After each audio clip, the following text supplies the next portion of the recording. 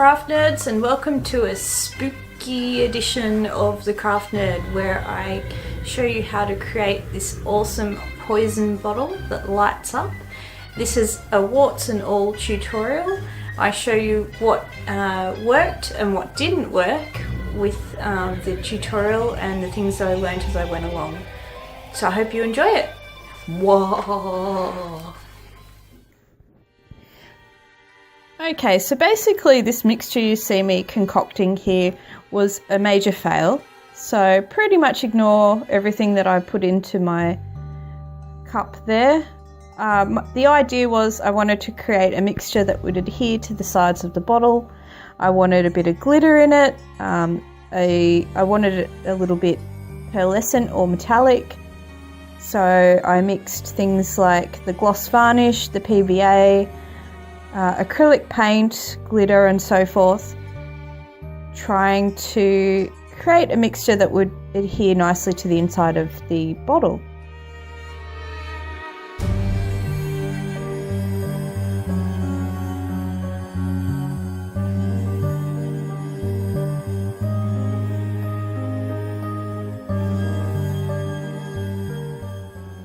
I then also try an alka-seltzer to see if I can get it to foam up and possibly dry with bubble shapes in it. And yeah, that just coagulated basically. So the mixture initially looks like it's going to work, and it coats the outside really well. You can see the glitter and everything there. The next day it looks like this.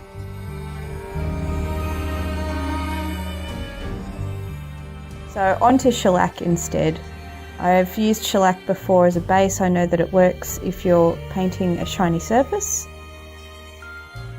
Now this is a polymer clay piece that I created some time ago, but I decided that I want to paint it a little to make it look a bit spookier, and so I'm putting some cheekbones in it, darkening the eyes, basically adding some skull-like features to it, the teeth,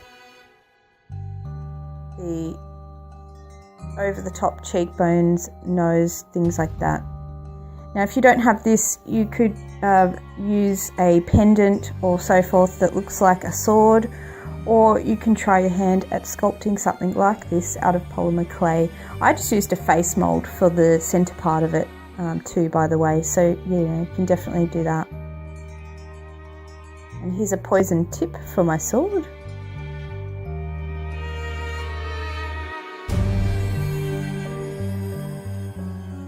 Now I decided that I want a skull on the top of the bottle, so I used some black polymer clay to create a skull. Now unfortunately, because it's black, it is a little bit hard to see exactly what I'm doing here with it. I would recommend just getting a photo of a skull and using that as a guide. If you get the major features right and the shape of the skull, you know, approximate, then it will look pretty good. I wasn't being too precious about it.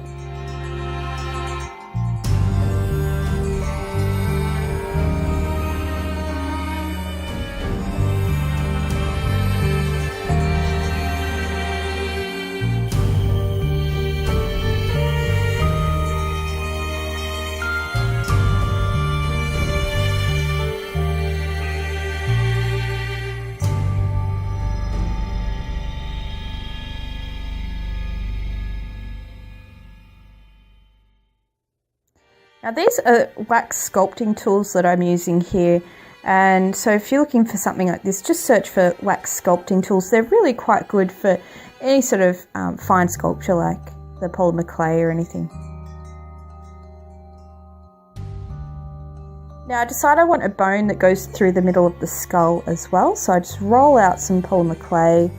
I leave the ends a bit thicker, and then I end up using one of the tools to press into the center of that end to create the bone shape.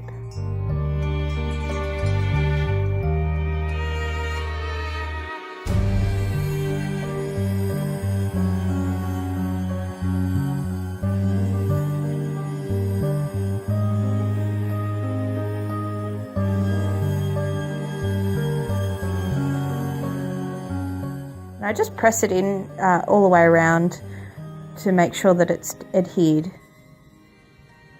Now, I had another fail with my shellac mixture. I've tried some ink in it, which was fine, but then I realised something's gone wrong, and basically I put some acrylic paint in there and it started to coagulate strangely, and I had to then strain that through a dishcloth. And you'll notice that in this mixture there's still little smaller particles of the acrylic paint where it's just reacted strangely, I guess, to the shellac.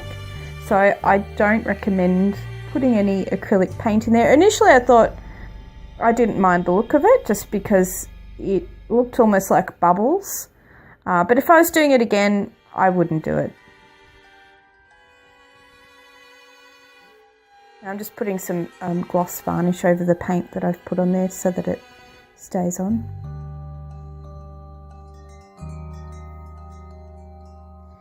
Now I've baked my polymer clay piece in the oven, and I'm using a very dry brush and some green paint. You'll see the details finally of the skull show up a bit better now.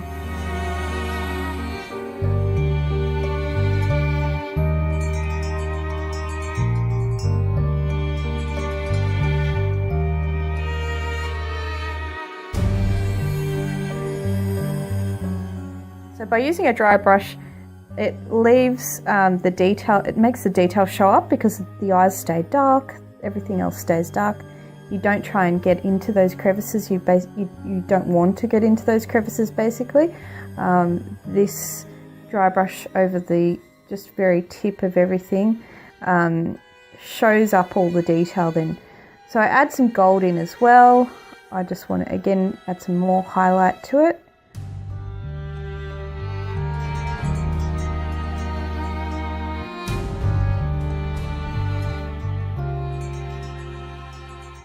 And then lastly, I use some white paint for some extra highlights. Now, always think about your imaginary light source when you're doing things like this, and that will help you work out where to put the white or the highlights.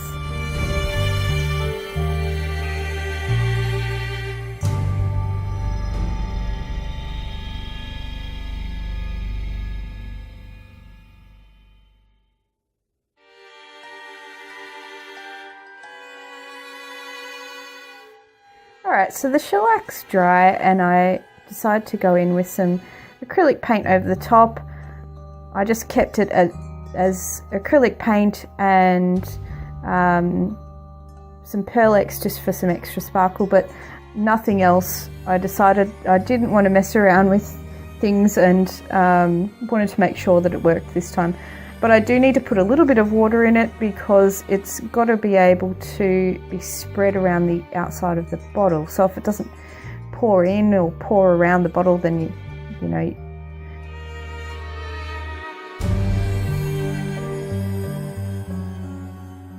So looking good. I'm getting a nice good coating this time, but the truth in the pudding will be when it dries and whether it stays on the bottle.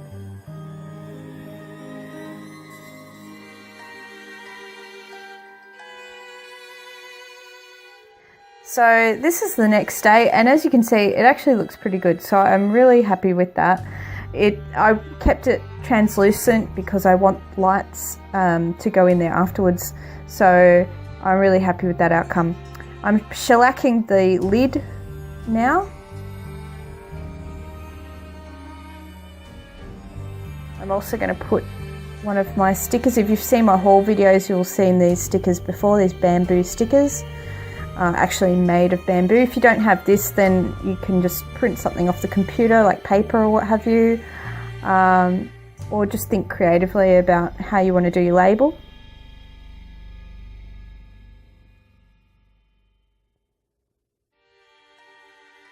So I decided I'm going to glue that into the middle of my label, and I want to really age this bamboo with some black. So I'm just going in with the black acrylic paint, watering it down because I want to just age it, I guess. And particularly around the edge, I'm trying to put acrylic paint around the edge and then sort of buff that in so that it just looks like it's been aged or antiqued around the edge.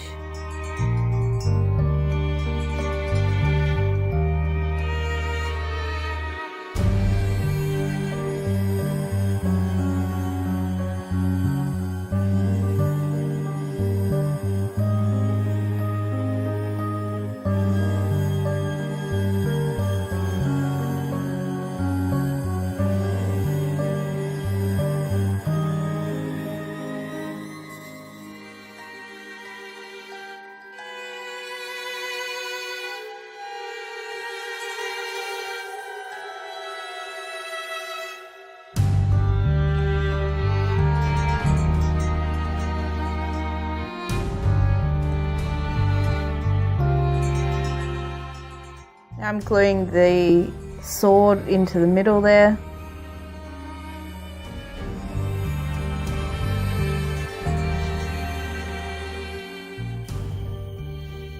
And just while it dries, I'm putting a little bit of sticky tape to hold it in place.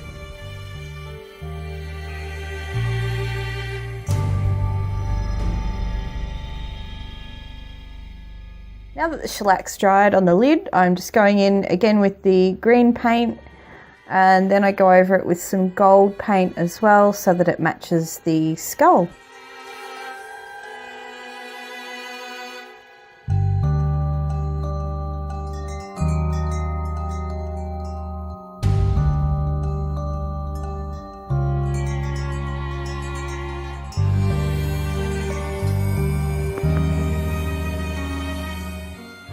So again, I'm just gluing the skull onto the lid.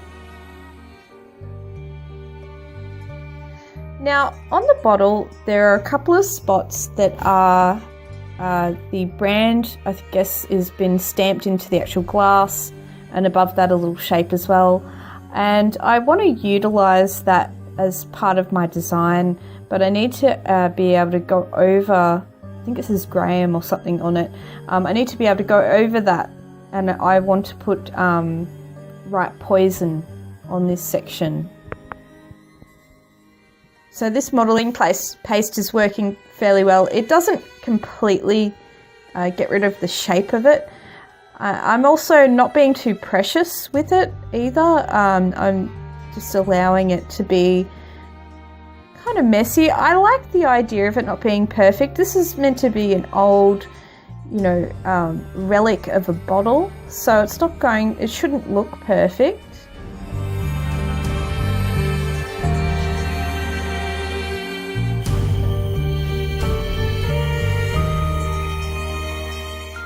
And I also decided that I want to put some of that modelling paste around the sword because there's some fairly big gaps there, so it will just help incorporate it onto the label a bit better. And then I decide to put some crystals into the modelling paste as well, and just press those in. I'm just using a little skewer to put them in place. And I just put a little tiny bit of glue on the end of the skewer that helps me pick them up. And it does get a little bit of paint, obviously, on the tip of it, but you can easily scrape that off.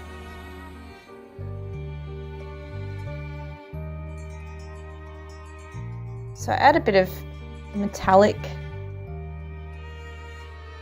It's a copper. It looks very red there, but it is actually copper. And now I really want to get some black all the way around the sword and everything. This is going to go over the rhinestones that I've just put in, but you can use that skewer once it's dried to sort of just scrape off the tip of each of the crystals, and I find that works pretty well.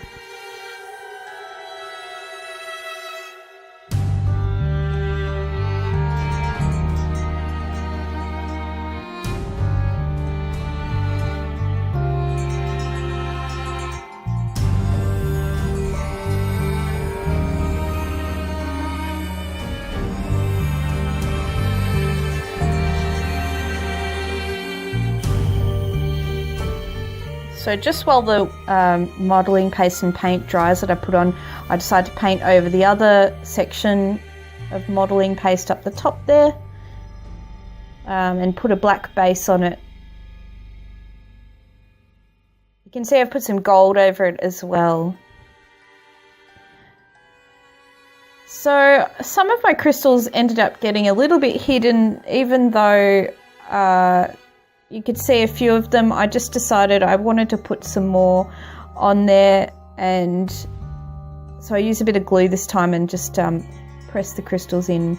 And then I've got these little micro beads, and it's sort of a greeny brown colour, and I just sprinkle those in between.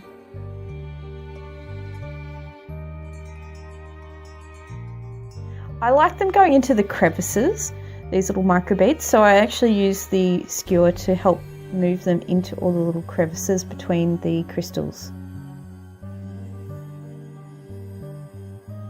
So I'm painting a skull into this little diamond up the top, and then underneath I want to paint the word poison.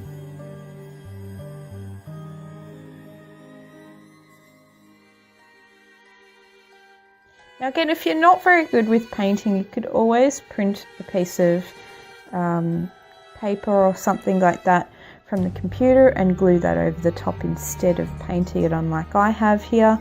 You could even do that for the skull.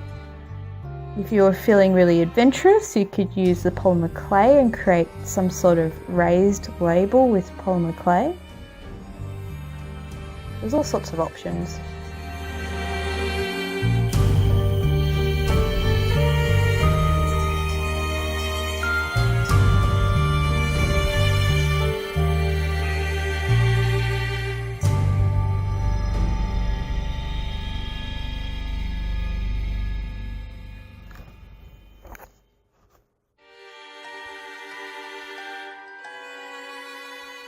So I use a Sharpie as well just to neaten up the letters, because they just didn't quite come out as neat as I wanted. So that Sharpie it's just easier to use, and you can use it to sort of help crisp up the letters.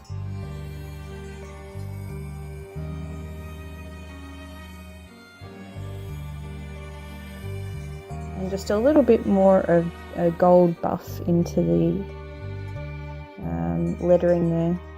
And I also want to just add a bit more green onto the poison part of the little dagger there. It just wasn't dark enough, so I just added a bit more on there.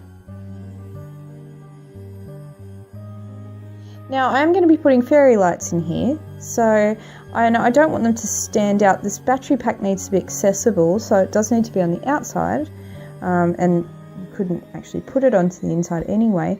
So anyway, I've decided to paint it, and I've used the shellac as the base to allow the paint to adhere better to it.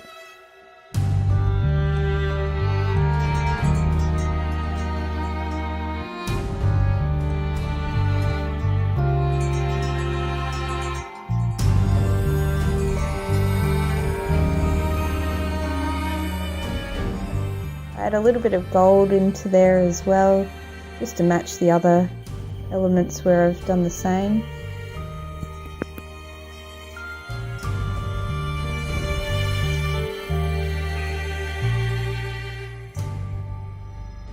And I just keep adding coats until I'm satisfied with the opacity and everything of it.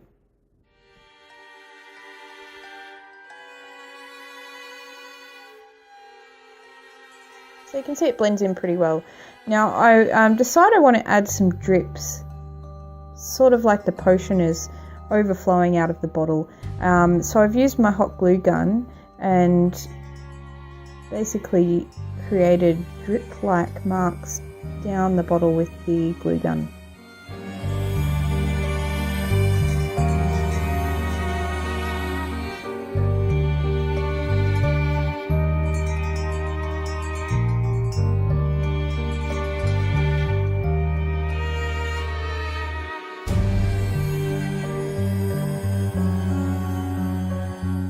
Also use 3D paint here that would work just as well. And in fact, you could choose a colour like maybe a contrasting green or something like that, and that would work really well. Now I'm just feeding my lights into the bottle. There's a fair bit there, so I'm just sort of putting it all in.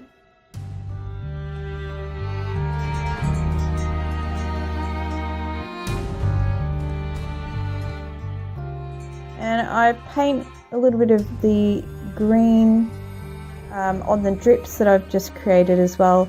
They're a little bit more of a blue-green so that they stand out slightly.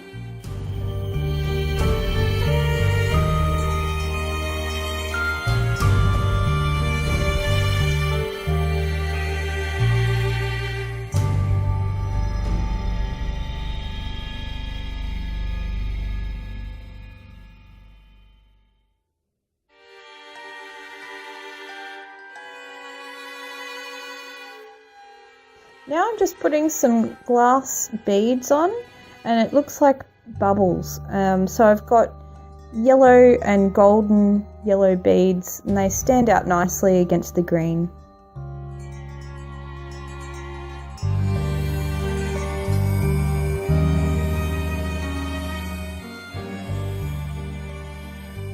Now I'm using a velcro, and this is for the battery pack.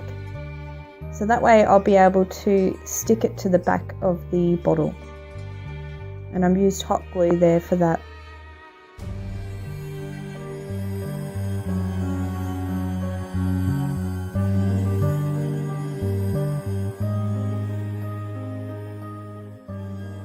Now this is another bit of a fail, because the glue stuck to the paint rather than the actual plastic.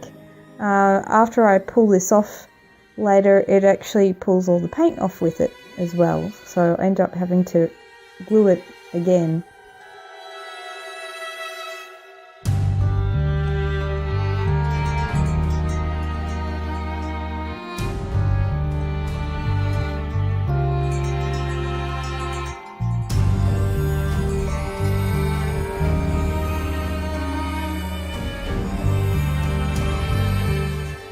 Now just a little bit of glue for the wire as well.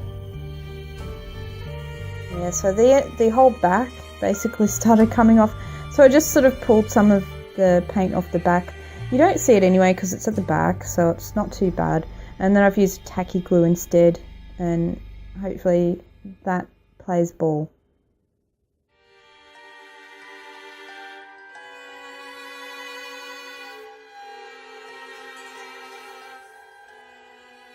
I'll just sit it up there while it dries. And here's the finished bottle. So this is without the lights on, and then this is with the lights on. So a fun little project for you. I hope you enjoy it. If you like it, subscribe, and we'll see you for more craft nerdiness. See you, craft nerds!